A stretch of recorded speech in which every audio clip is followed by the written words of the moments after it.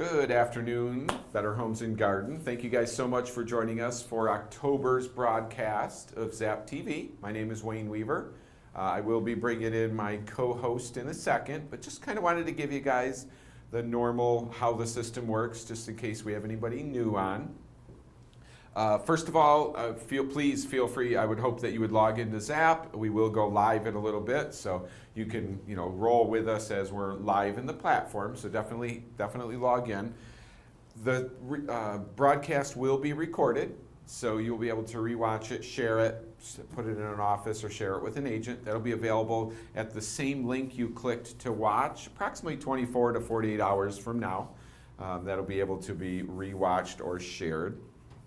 And as always, our text, we encourage text, questions, comments, shout outs. Tell us where you're from. Please text us at 321-300-7759. And we'll be watching those throughout the broadcast.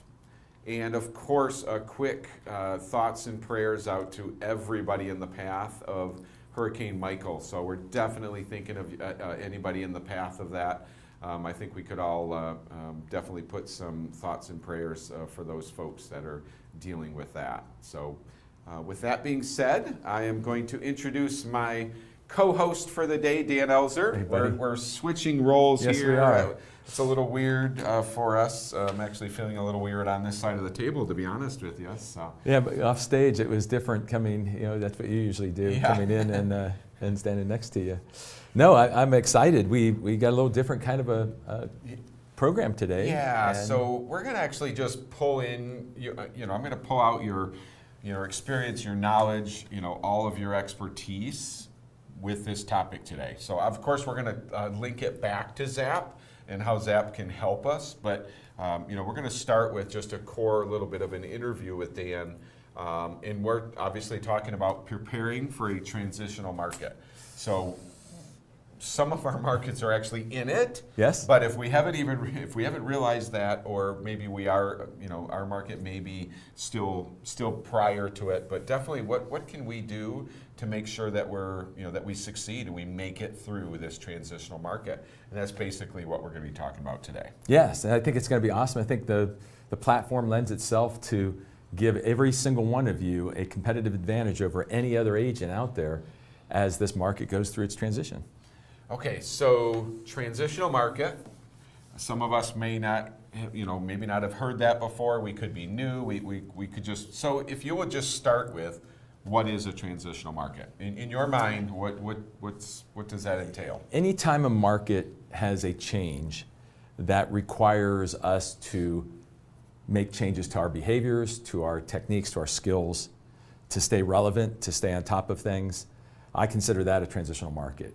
Going from one type of market to another, seller to buyer, very opportunistic type of a market where there's a rush and a boom, to a tighter, slower market. Anything like that is a transition, a correction. A lot of people say it's a correction.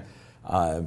But that's what I'm talking about when I say, preparing ourselves for that transitional market. Okay, so just to break it down a little bit, so I can get a little bit deeper and recognize it, what are some components of a transitional market that an agent like myself, that we would actually see and go, oh. Okay, well, first of all, let's start with some of the obvious things. If you've watched headlines, you've heard, from a national perspective, pending sales. I think the last report I read, 7 months straight of declining pending sales. This is on a national basis. Now, some of the markets, as you said, might still be very, very strong. Others are deep into it already. I'm blessed to be able to consult with companies. I work with leaders and owners in companies, get very intimate with where they are transactionally, financially, and from coast to coast I have clients, and there are several areas that are waist deep into the market transitioning, and then there's others that are just feeling it. So it begins with, you start to hear the headlines. Then the other things, the other components of it are that twice as many sellers have made price reductions this year than last year. Well, if you have twice the number of sellers making price reductions, that means hey, there's a change. I mean, you can't just get whatever you want. You can't put that house out there and it sells. Another thing is the way that the people that we work with act, they're not as urgent. They're a little more hesitant. They look real, but they're not really taking action, and you find this feeling of what's going on here. So those are some of the things that happen, and then there's a lot of economic reasons, if you want me to get into those, that cause those things to occur. Well, yes. I mean, actually, let's talk about them along with how does, if we could mix those in with how it affects an agent. Okay. So what's it, obviously I'm starting to realize, as an agent, like, maybe I'm going to have to get a little bit more creative with my buyers. I'm going to have to have discussions with them. Yes. I might have to wait a little bit. So how does it affect an agent? Well, let's start with why it happened. Okay.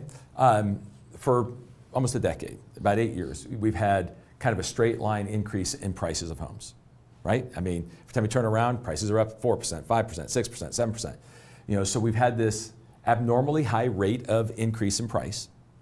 And then we've had this artificial low interest rate.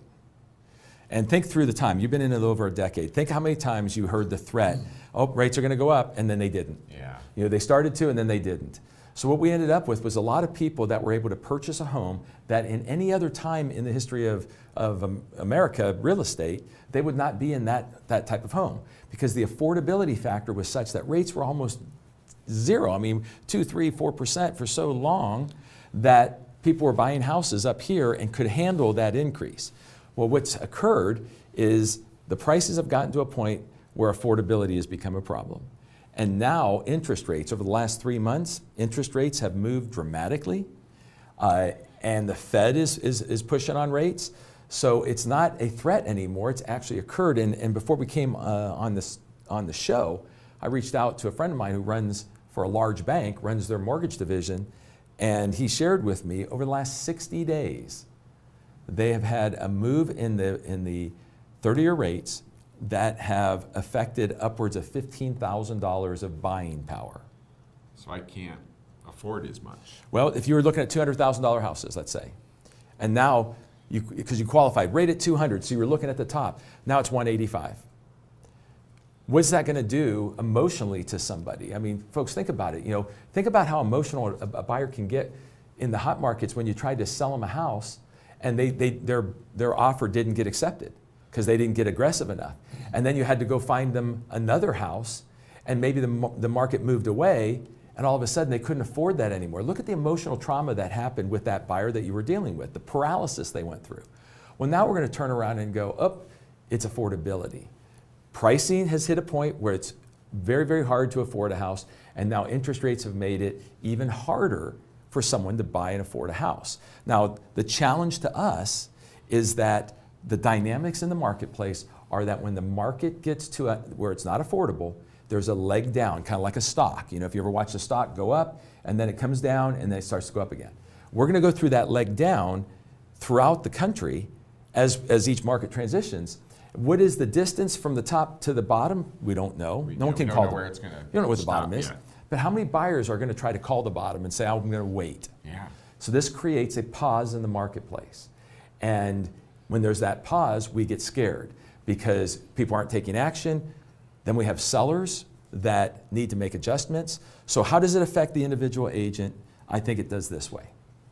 If you're more of a listing agent, you're going to have to be able to set expectations better.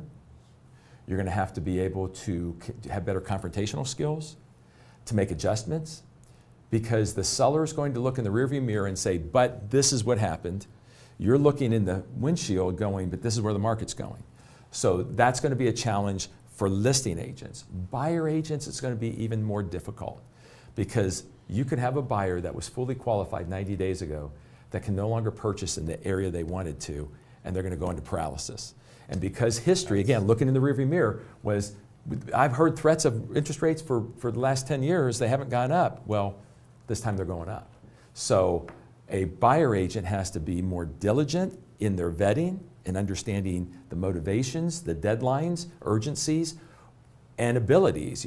I would get every buyer that I'm working with reevaluated. I'd call my mortgage professional and say, hey, Wayne, we're working with Wayne. Can you take a look at him real quick? Look at his file with the shift in the interest rates. Where do I need to be? Yeah.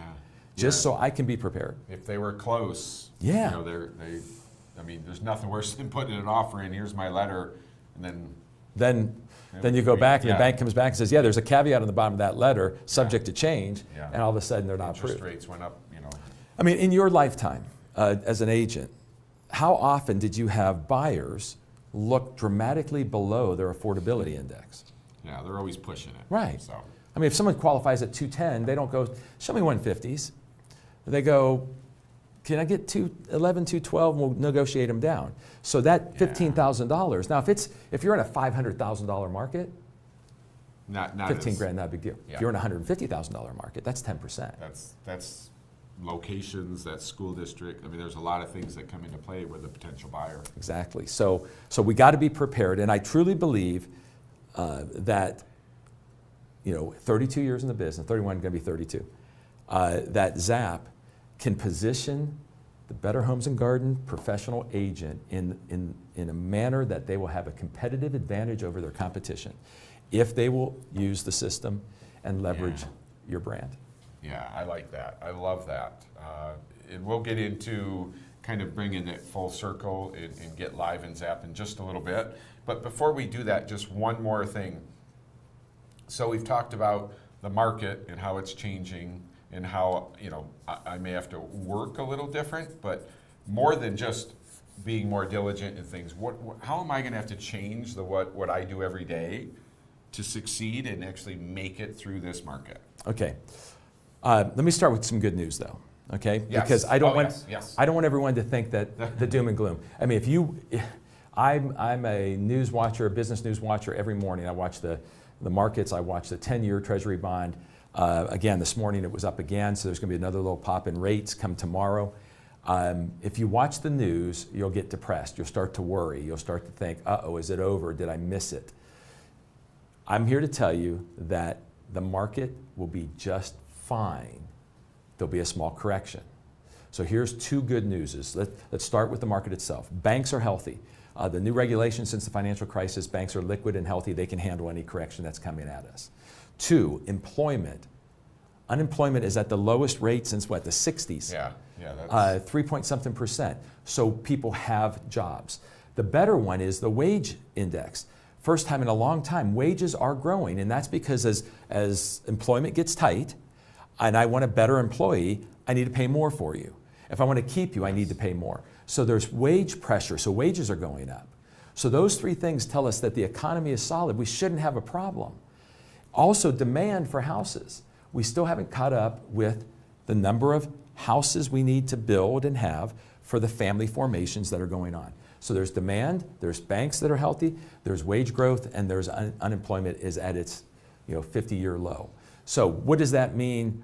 For us, it means that the problem is affordability, not the health of the market. So here's the best news of the day. In 30 plus years of this business, every time the market transitioned, myself or my company that I owned did better and made more money than any boom market we were ever in, and this is why. And I've already tested it in some of the markets where I have clients that are in decline. The decline in transactions is less than the agents that stop working, leave the business, or go get a job. So there's three things that agents do. Go get a job so their focus is not real estate anymore. Yes. Stop working, keep their license, but stop working, or flat out go find another full-time job and get out completely. So whenever I look at the market, when more people leave than decline in transactions, what does that mean? That means that there are fewer agents, but more transactions per agent. I've heard from so many top agents through this boom go, Dan, I'm working harder and longer than I've ever worked. I'm barely making any more money. That's because we had such an influx of people that are opportunistic, taking a transaction here and there. They will not transition, they will leave. You will still be there with more transactions than agents if you keep your head up and if you leverage what you have.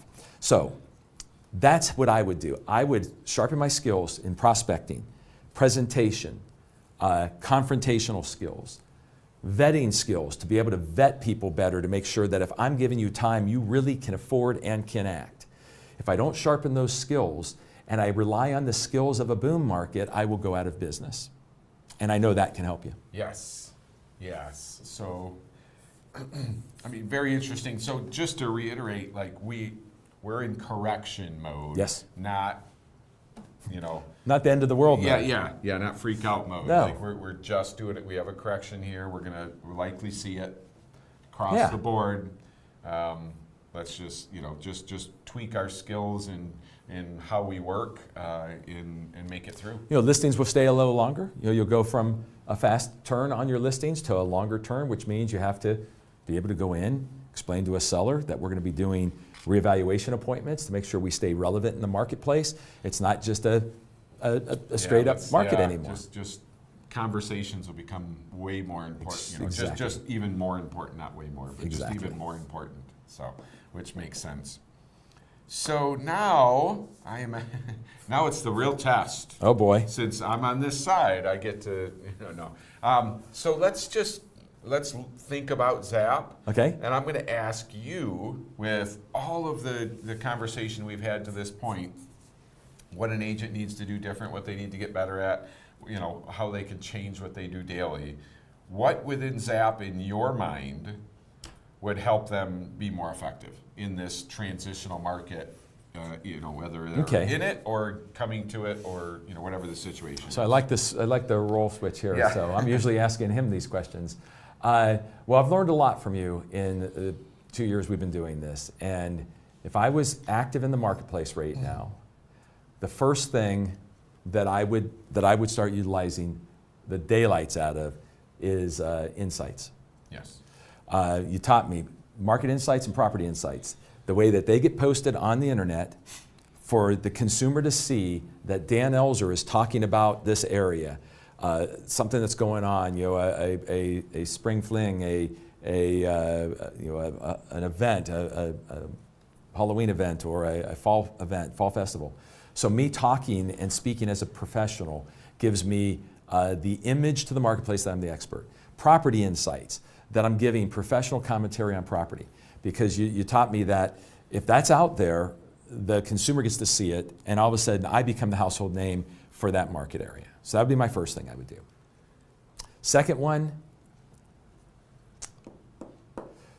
would be my follow-up plans. We've done follow-up plans, as you guys know, many times on this show.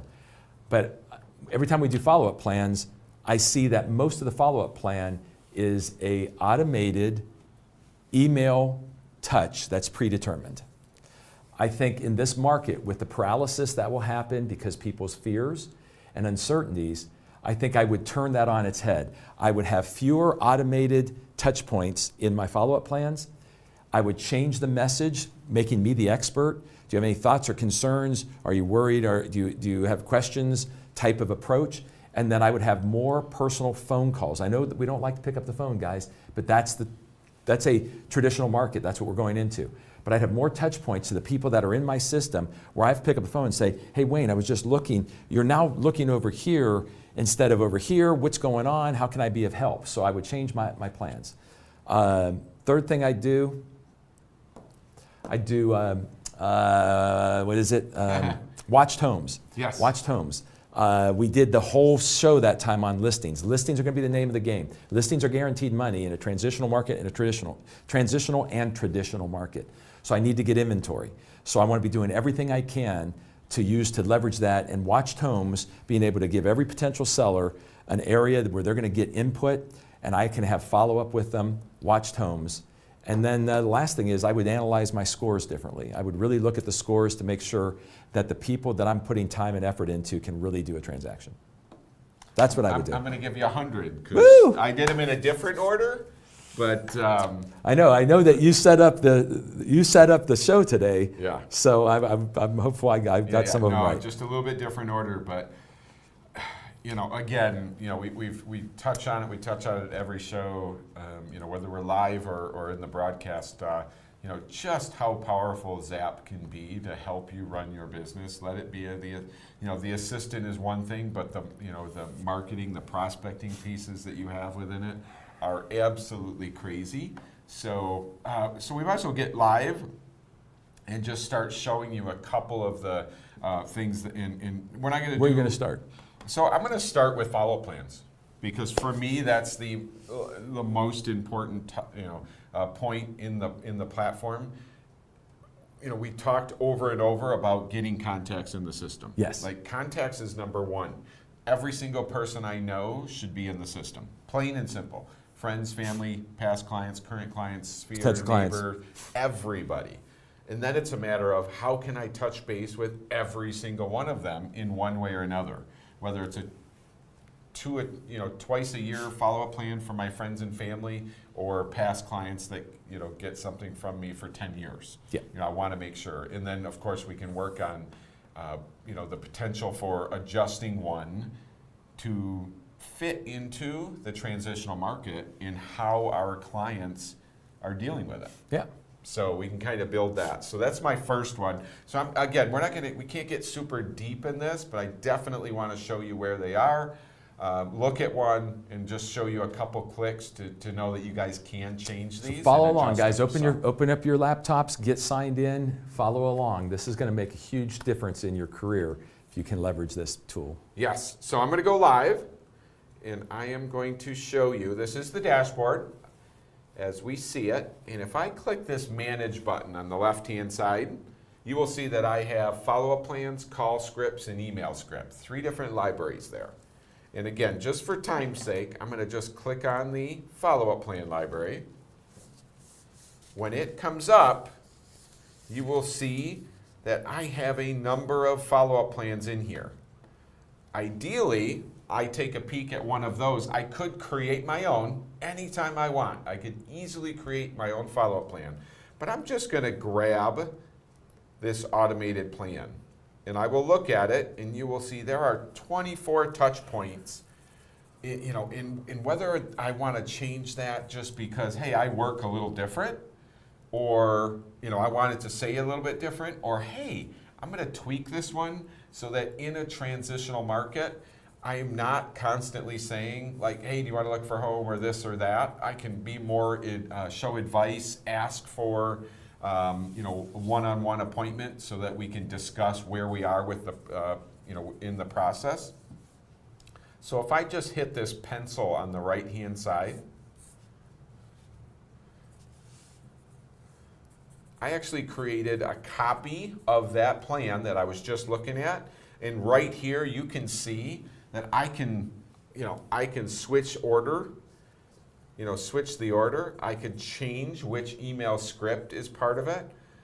I can actually say, which Dan had mentioned a little bit earlier, maybe we love automated emails. Like, how simple can I get? Like, have the thing send it for me. And sometimes they can work, but man, we need some personal touches in there. We need a personal touch or two, whether it's just a personal email or even in certain circumstances, which can be better, a phone call. And I can just simply say, oh, I want this one to be an email. And then, oh, this one, when I talk about going on the go, I'm gonna actually call them with that, at that point in the follow-up plan.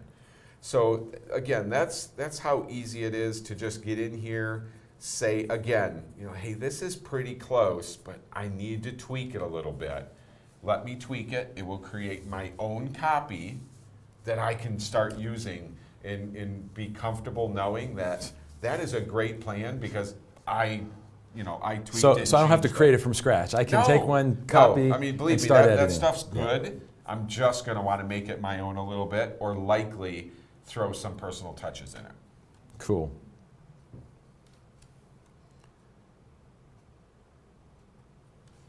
So that's that follow-up plan. Again, I wish I could come back. Take some more time. So again, I make those changes, I make those touches. I'm ready to go. I'm ready to assign that to as many people as possible. So I know now that I'm changing my behaviors because the market has changed and I don't want to be passive. I don't want to be waiting because it's not an urgency market anymore. This is a market of I have to go out and I have to work. Had a question come in, and it's a good one. If I start using the follow-up plans, can I skip any of the touches with a current client that I add? So if I think I understand what they're saying. They're watching us going, hey, I want to start using this, but I've already met Wayne, and I don't want to say it's welcome like, hey, to. Yeah, welcome. So yeah, it's well worth it to take that follow-up plan that we just peeked at, or any one of them, or create your own. First of all, you can just create one with like, I'm going to go from this point on, but just kind of know. Just kind of start midway. Basically want to go, like from 5 on, because I've had the discussion, we're pre-approved, and that's the first piece. Yep. I could actually take that plan, delete the first 4 steps, and call it, mid-process buyer plan. Gotcha. Transitional plan. Because if I do that once, it'll always be available for me. If I only use it for 5 clients, I went in and spent a minute and deleted 4 steps so that it made sense. But now that person's fine for the next 20 steps. So instead of being paralyzed and not using the thing because it's better than not. I don't want to say that. Yeah. I'm just going to make a midpoint buyer, midpoint seller, people that I know, and say, hey, I got to get these people in. I'm going to assign them this midpoint system, and that way I'm at least using the system to stay in touch with people. Yes, yeah. So it's well worth the time to get in there and either tweak those or in that case. Well, before we came on the air, we had it was actually a client an agent that you know, and I just wanted to share what happened. They should have been using the system. They weren't, and this is someone that we know that should be using this stuff. And didn't they just tell you, you just got the contact and asked, I need help, I want to make sure I get my follow-up plans right because I just drove past a house of a past client and there's someone else's sign in the yard to sell it. Yes. And that person never followed up, never put them in the system, and now they've had it. Guys, that's another thing that will happen in a transitional market, that somebody else will get next to them because people need more information from an expert. And if you're waiting for somebody that's a past client thinking, they're loyal, and someone else gets next to them and becomes the expert, you're gone. Yeah. So when I heard you say that about this person, right there was a perfect example of not using the system and losing a big transaction. Yes. Yeah, and that we know that nothing hurts more than that. But it also fired him up and said that will not happen again. Yep. So which is good. But that's the power these follow-up plans have. Contacts in the system, every single person that you would expect to use you as an agent or refer you out, and then come up with the right follow-up plan for each one of them. And it's a start at having constant communication and either build or continue to build a relationship. Okay, so what was your next one? Let's see.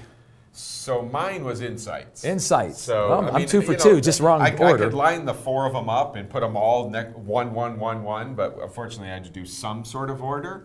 So now we're going to take this to prospecting. Okay. So communicating with the folks we have, follow plans. This is prospecting. I say 101, but it's like 101 on steroids. Exactly. The ability we have and the power these insights have are absolutely crazy. So we just got to realize, I think it was maybe the first thing you said, what does an agent need to change? They need to prospect. Right. Like we can't just sit back and go, our name's got to be out there, man. We got to 10 offers. meet people. These people are just coming to me. That's one of the pieces that changes. So us prospecting is key, and we can do it by doing insights. So I'm actually going to do this on my phone. Okay. Just because we always have the phone with us, and we are always driving around the community, and can easily do a local insight. And we're always walking in a house that we can do a property insight. Bingo. So I figured I might as well just show you right on the phone. So check I'll it go out. live on the phone in the Zap app. So hopefully you guys have the Zap app loaded on your phone. If I click that and open it up, you will see my dashboard. Looks just like the dashboard in the desktop. I can actually run my business using the app throughout the day, certainly first thing in the morning. But I want to do insights right now. And I'm just going to tell you that there's a plus located, it's just going to be in 2 different locations, just depending on the phone you have. So an iPhone, there's a plus in the upper left-hand corner. For a Droid, you're just going to push the My Account button in the lower right, and you will see a plus show up.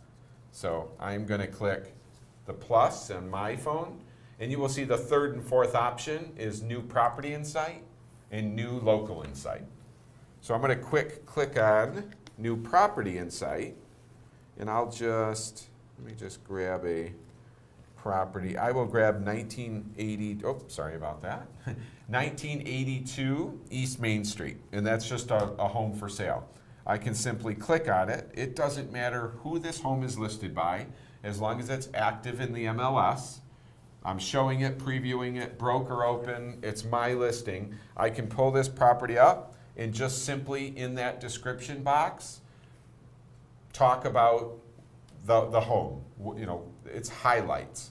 Updated kitchen, hardwood floors, huge backyard. It's got a 30 by 40 barn. Whatever the situation is, that is that simple. And the minute I publish that in the upper right-hand corner, that property insight has posted to my personal website, which shows up linked to me being a local agent that is showing properties. And I will immediately appear on Better Homes and Garden, the national site, as on that home detail page as an agent, a local expert that has seen that property and added some comments about it. That's just what's so amazing, that simple you can have worldwide exposure. I mean, that's to the anybody the national level. Like, I can be nuts. anywhere in the world looking at a home in a certain zip code, and if you were an agent that had seen that and left a property insight, I would see you as an option as an agent, and they're very attractive to me as just somebody, a customer on the database. I don't know you. You didn't send me to your website. I'm looking at these properties. If I see your name more than once, it's going to be extremely attractive to me to go, yeah, that agent knows the market that we're looking in. Why don't we just contact the ad agent? Exactly. So well, and again, top 3 things people look for in their agent is an expert. One of the top 3 things. Yeah, local local expert. So, and I'll show you real quick the local insight, similar concept. So I'm going to click New Local Insight in that list, and if I just grab just one of the communities that I work and live in, just that I'm familiar with, I can grab Bemis Point, and I can just start talking about something that's happening in the community. A fall festival, like Dan had talked about earlier, fall festival, a winter festival coming up, what it's like to live in Bemis Point. That it's a community with shops and restaurants, in a little downtown section, just things like that. Well, what happens now is, yes, that publishes to my personal website, increasing my personal website's attractiveness with Google. But yet again, I show up on betterhomesandgarden.com for in every single search that is done for homes in Bemis Point, not just particularly at one home. On the general search at the bottom of that page, I show up as a local expert talking about Bemis Point and things that are happening in it. So, I mean, awesome. Just crazy. You can come back to us. Crazy the power that those can have. I want to be on Better Homes and Garden today. Oh, no, I want to be on it again. Maybe tomorrow I'm going to be on it again. And Better Homes is going, come on, as many times as you want. That's awesome. We'll put you on Better Homes and Garden at that national level where customers will see you whenever, anytime you want. And that's crazy. So what's next? What was your next one? So Watched Homes is my next one. So okay. One of the other pieces. So my favorite. A prospecting tool. Huge prospecting tool. But we're gearing it towards listings. Right. So listings was key. Listings will sell. I don't need to, wait on buyers.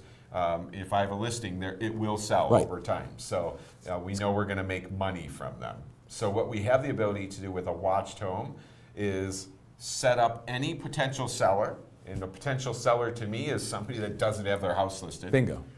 Past clients, current clients, neighbors, friends, anybody. Anybody that is not listed, to me, is a potential seller. And if we have a chance to send them a weekly email with what's happening in a circle around their home, what's listed and what sells. So if I'm a seller, if I'm a person, and I meet you, like we were saying earlier in the show, and you get my contact information, you get me in the system, and you sign me up. Do I have to give you permission? No. Okay, so it just happens. You can opt out. I can opt out. You know, like, oh, I don't want that. You can push so the I start button. getting information from you, and you can call me now. I mean, think about the warm call that you just set up. You know, now watch this. I think Score is probably in yours too. Yes. Absolutely. If I'm looking at any of those homes, or if I start to look at other homes, does that show up in my Score? Absolutely. Okay, so listings are the name of the game, especially in the market we're coming into. So if you go out there and everybody that you talk to, you just simply ask the question, hey, would you like to know what's happening in the neighborhood? I can make sure you get everything, you know, price adjustments, sales, first sales, you would know. And they're like, yeah. And you get all these people on Watched Homes. Your follow-up call's a piece of cake. Hey, I've been getting the information. Do you have any questions? But you will know what they're doing. And is that your next thing? Yes. Let's do that. Yes. So watching the Zap Score. Okay, so if that happens, let's analyze the Zap Score. Let's see what would drive you, what would cause me as a listing agent watching someone on Watched Homes to all of a sudden start to say, hey, let's go sit down with this person. Something's up. So take us through analyzing it and then that. Yeah. So before I log in, you know, a Zap Score will tell me if you're opening up emails. Okay. So when I send you that email, if you open it up, I'll know it. I'll be like, well, at least they opened it up. They're curious. You know, they can open it up every other week. That's fine, but I'm going to be able to track that. I'm going to actually be able to track if they click on really any emails I send them, the mobile app that they have of mine, or if they're on my website. So really any home that they click on to get more information, we'll track that. Okay. So that starts it. So really the Watched Homes is almost twofold. If they open up the email and look at two of the homes that are in their neighborhood, because maybe they're the most similar to theirs, and they're pretty familiar. You know, like, man, I want to see what that looks like inside. They're priced at $399. So me going to the Watched Homes that are coming at me are going to also register in there? Yes. Okay. So that would tell me that they're curious and that they're interested. Yes. Doesn't mean, like, I'm curious. I will look at a home if I'm going to home, and, if I pass a sign, I'm very, so I'm curious, which is good. But if they continue to do it, and maybe it would attract them to be like, man, there are, those are good prices. I didn't think I didn't think mine would quite be worth that. And then the property sells or things like that. So certainly can watch that one. Another piece that will come from it is, obviously, if I'm going to sell, I'm going to buy something. So the system will actually track if they go to the website of the mobile app and start looking for homes 3 zip codes over. I'm looking at all looking for smaller homes. I'm looking at all the stuff around me that you're sending me. So I have a curiosity to what they're selling for. Then all of a sudden, I'm hyper-focused in one area, 3 zip codes over, looking at everything in a certain price point that comes up. 1,500 square foot smaller because it's that time, or bigger, right. or whatever. So now, when that happens, I'm like, okay. So they're paying attention to the Watched Home, but now they're actually looking for a home. Like I don't even know what what 150,000 buys, because that's where we're downsizing to, or how much is a 3-bedroom, 2-bath, 1,500 square foot home? What does it even cost? I'm getting excited. Yeah, I know. I could tell. I love it. Guys, gals, please do this.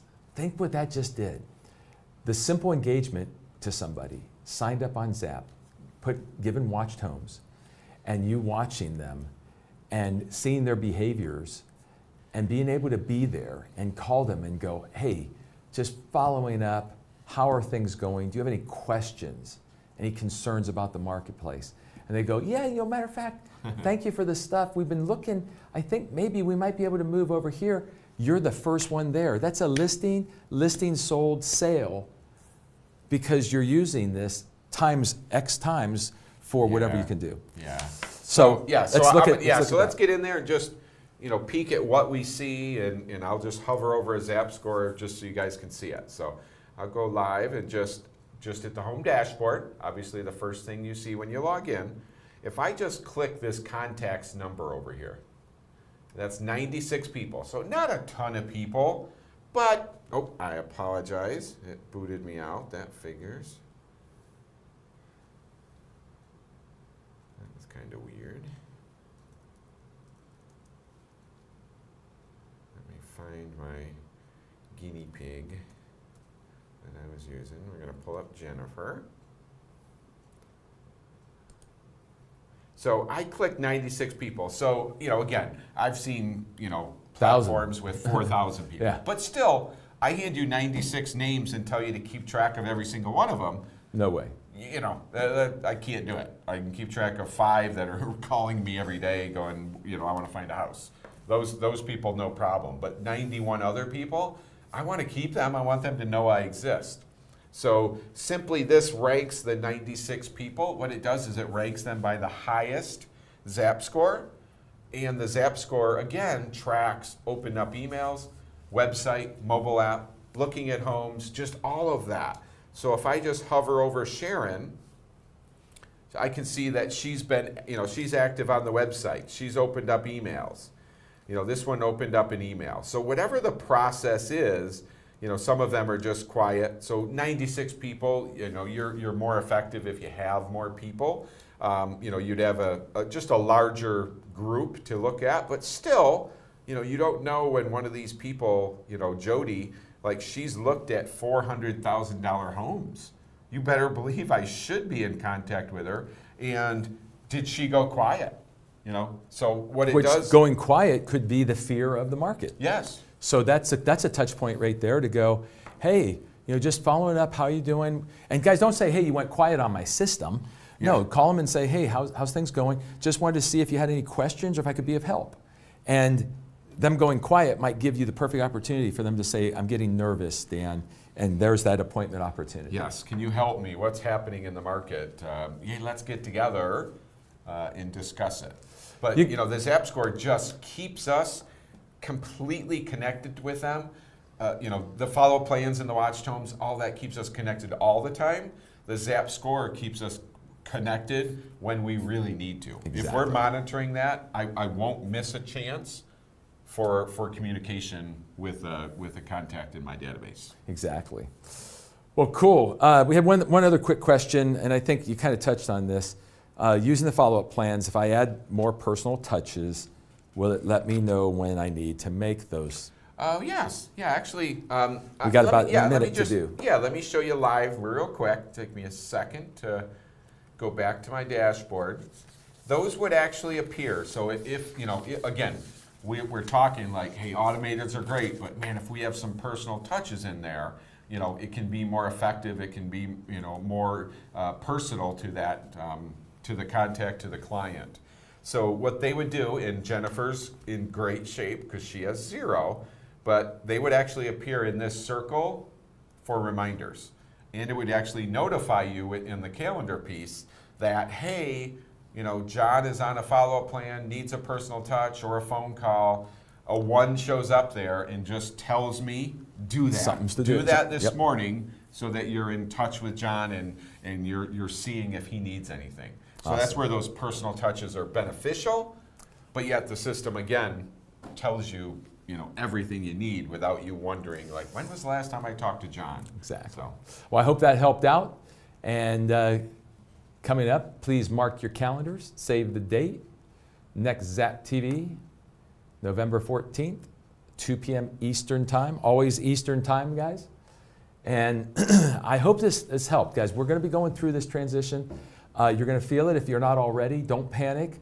Just buckle down, use your systems, improve your skill sets, and go out there and take advantage of one of the greatest markets a real estate agent can ever have, and that's a market in correction. So thank you for showing up today. I want to, for my host, Wayne Weaver, I'm Dan Elzer, and we'll see you next time on ZapTV. Thank you.